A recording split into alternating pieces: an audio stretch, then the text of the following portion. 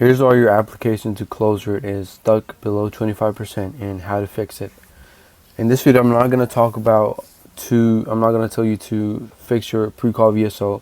I'm not going to talk about the email sequences or SMSs or anything technical, right? I'm going to go over a bigger, like a market point of view. So if you are running a high ticket call funnel and your application to close rates are stuck and they're not where you wouldn't want to be, you probably think you have a sales team problem, you probably have bad closers or bad setters, you probably think you have a lead quality problem, a VSO problem, a pre-call VSO problem, email problem, or like an SMS problem. Because of that, you're probably hiring new closers, rewriting scripts, building new objection handling, tweaking emails, and just constantly changing your SMSs and improving setter follow-ups, speed of lead, and testing new copy and angles. Yet somehow, some way, nothing really changes. Maybe show rates improve slightly, like I said, for 1 month it goes up, but then it goes back to where they were. And the KPIs are really volatile, right? Let me be the first one to tell you, right? The real reason your KPIs are not where you want them to be has nothing to do with your sales team or your pre-call VSL or SME sequences, but everything to do with the market. The market changed and your sales process did not. Here's what I mean by that, right? Most people think when it comes to making good money with info that they think that you need to have a good offer, you need to have good copy, good angles, good closers, and good funnels. But you have to realize this one thing, this one concept. The premise of your market has way more influence over your offer than the offer has on the market, than your offer has on the market. Which means that, let's say, think about back to 2024, right?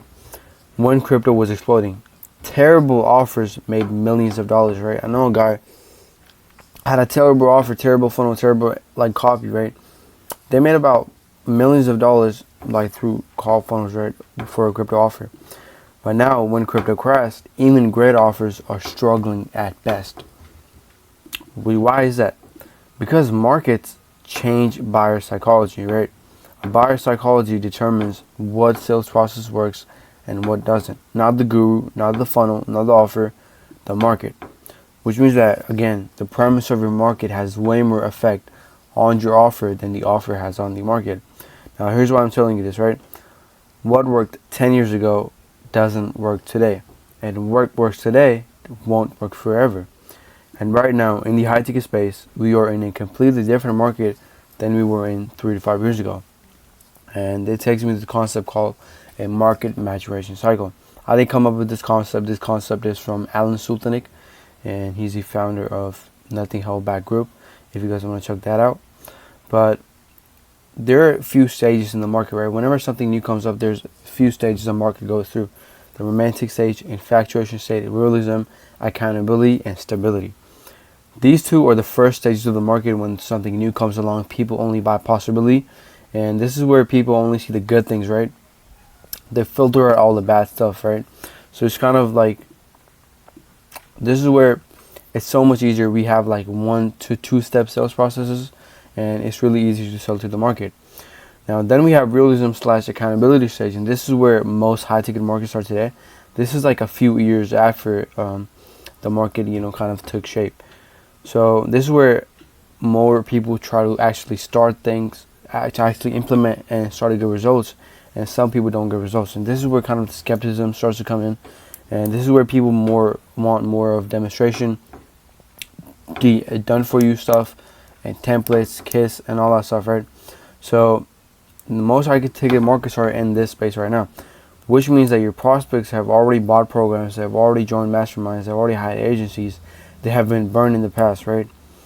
And they're disappointed. They've seen the good, they've seen the bad. Now they want proof, they want demonstration, they want experience, they want certainty, they want clarity, and most importantly, they want trust. And let me talk about the trust deficit, right? You guys probably know about this part. Trust deficit, this is the main problem, right? All of this market cycle thing leads to trust.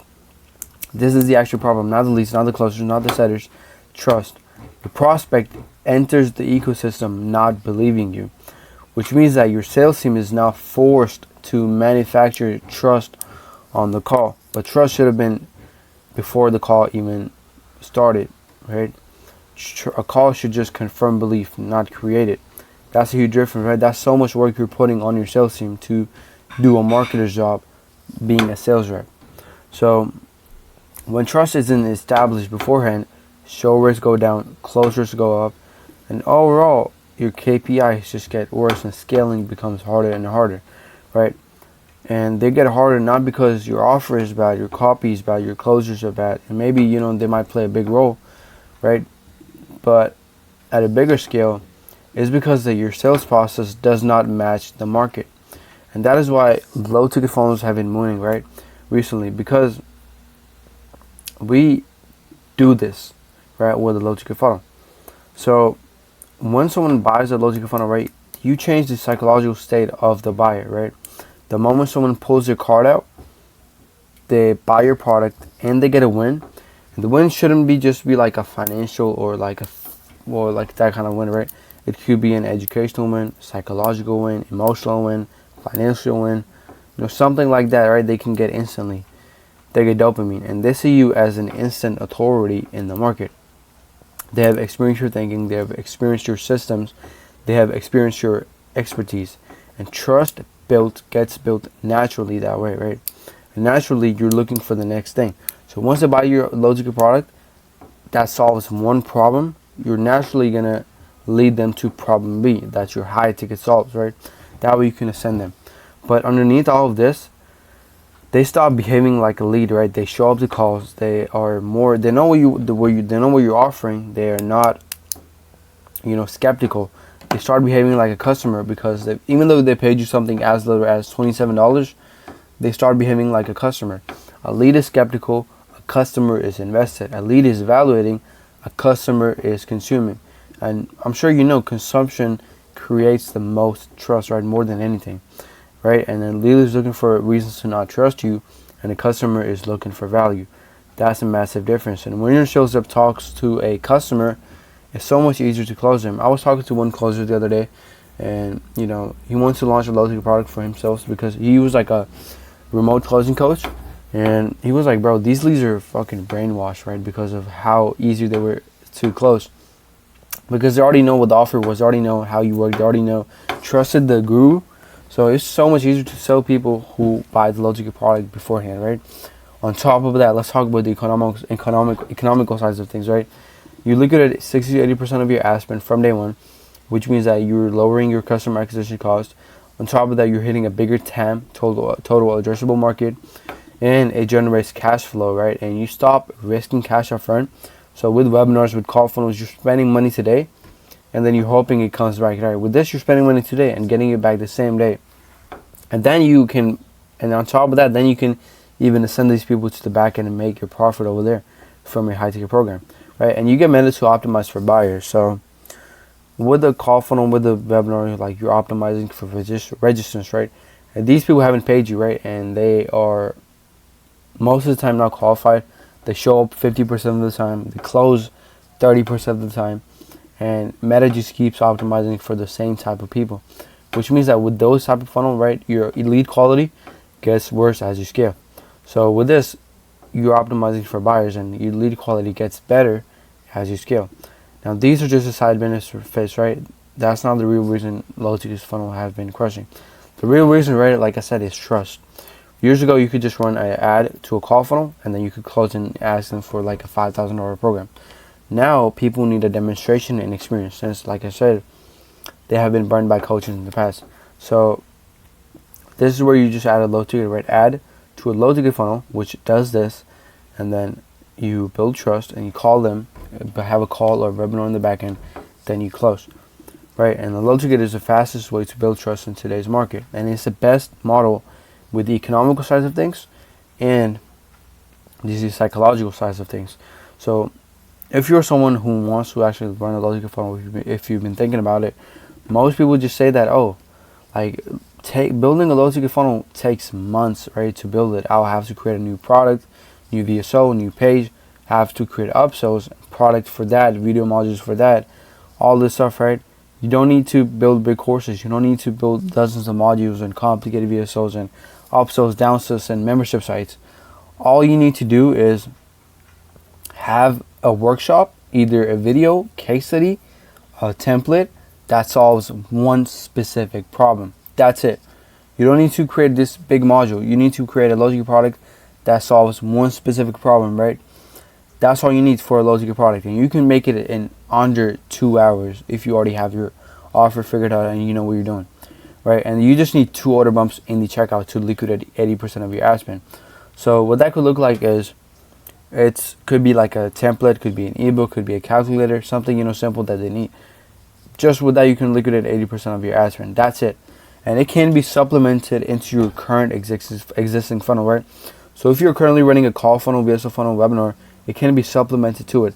So with one of my clients, what I did was, he was already running a 200K a month webinar funnel, right? He was already making good money, but he still wanted to run a low ticket. I went in there, built a low ticket product on the front end, right? The upsells and bumps and stuff, liquidated the ad spend from there, and then once we had fully liquidated self-funded buyers, we ascended them to a webinar in the back end. Same with the call funnel, right? If you're running a call funnel, we have a low ticket product on the front end, and then we can upsell them to supplement those low ticket with a call funnel, and upsell the low ticket buyers to a call funnel, which means that you don't have to replace anything that's currently working.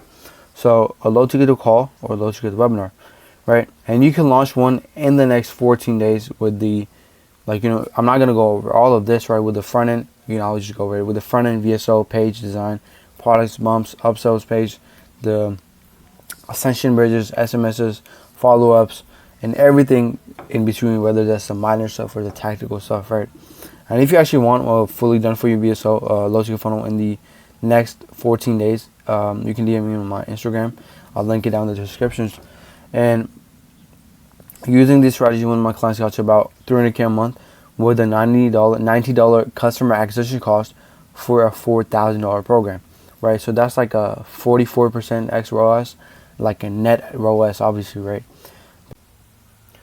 Now, the businesses, and especially the info offers winning right now, aren't optimizing sales calls and speed of lead and all that kind of technical stuff, even though it helps.